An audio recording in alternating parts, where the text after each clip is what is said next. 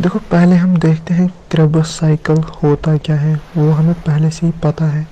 क्रेबस cycle होता क्या है?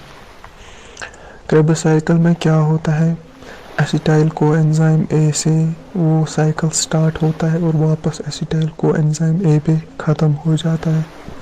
उसमें कुछ इंटरमीडिएट्स हैं, जैसे कि acetyl coenzyme A citrate, isocitrate, alpha ketoglutaric acid, succinyl coenzyme A succinate, fumarate, malate, ऑक्सलो estate.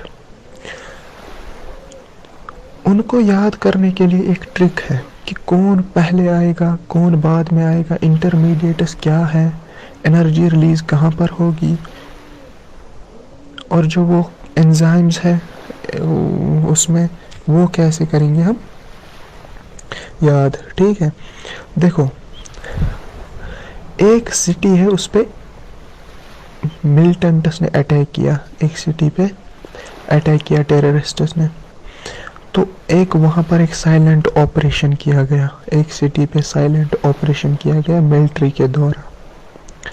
ठीक है, तो देखो लिखना क्या है, a city is kept silent for military operation.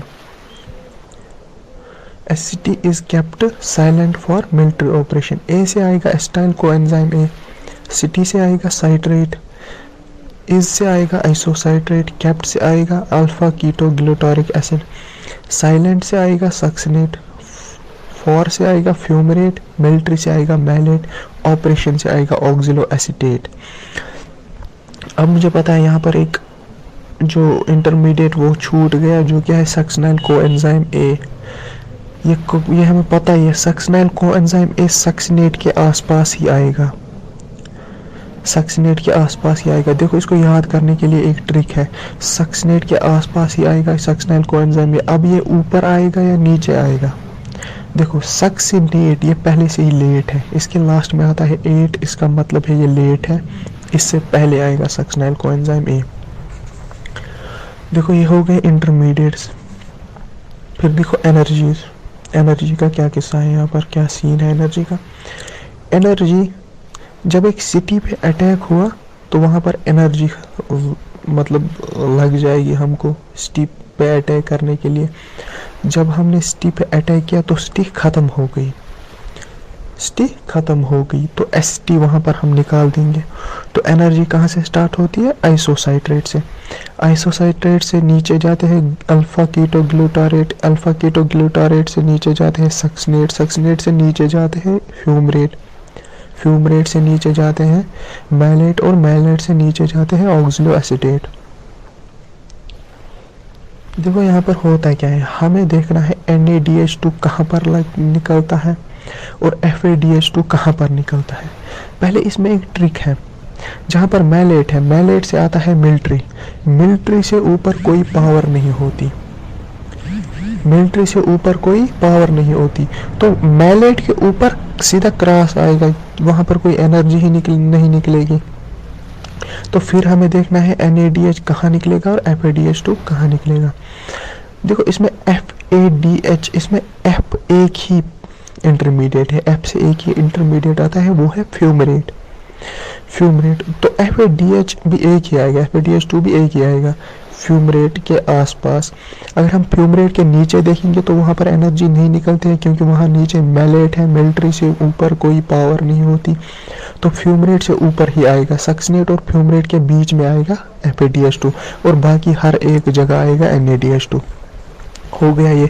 और इजीएस्ट पार्ट क्या है इसमें, how to learn enzymes of Krebs cycle. Enzymes को कैसे लर्न करेंगे क्रेबस साइकिल के।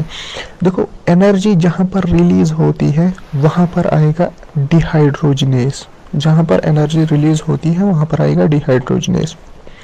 जैसे कि आइसोसाइट्रेट से जब नीचे जाते हैं हम तो वहाँ पर अल्फा कीटो ग्लूटारेट आता है, तो वहाँ पर NaDH2 निकलती है, एनर्जी निकलती है, तो एंजाइम कौन सा लगेगा, आइसोसाइट्रेट, और साथ में लगेगा डिहाइड्रोजनेस। इजी है, बहुत इजी है। आइसोसाइट्रेट से नीचे हम जब जाते हैं ना अल्फा कीटो ग्लूटारेट, तो वहाँ पर NaDH2 एनर्जी रिलीज होती है, एनर्जी रिलीज जब होती है तो वहाँ पर एंजाइम कौन सा लगता है, आइसोसाइट्रेट डिहाइड्रोजनेस।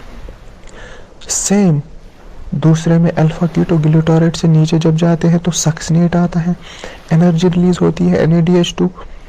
तो वहाँ पर सीधा आता है अल्फा कीटोग्लूटारेट डिहाइड्रोजिनेस। एक तो ऊपर वाला आता है इंटरमीडिएट कीटोग्लूटारेट और साथ में लगता है डिहाइड्रोजिनेस। फिर देखो फ्यूमरेट और मैलेट, जब हम फ्यूमरेट से नीचे जाते हैं तो मैलेट आता है, वहाँ पर कोई एनर्जी नहीं निकलती है, तो वहाँ पर सीधा आएगा फ्यूमरेस, सीधा फ्यूमरेस। तो मैलेट से नीचे जाते हैं, फिर नेक्स्ट स्टेप में मैलेट से नीचे जाते हैं तो वहाँ NADH2 निकलता है।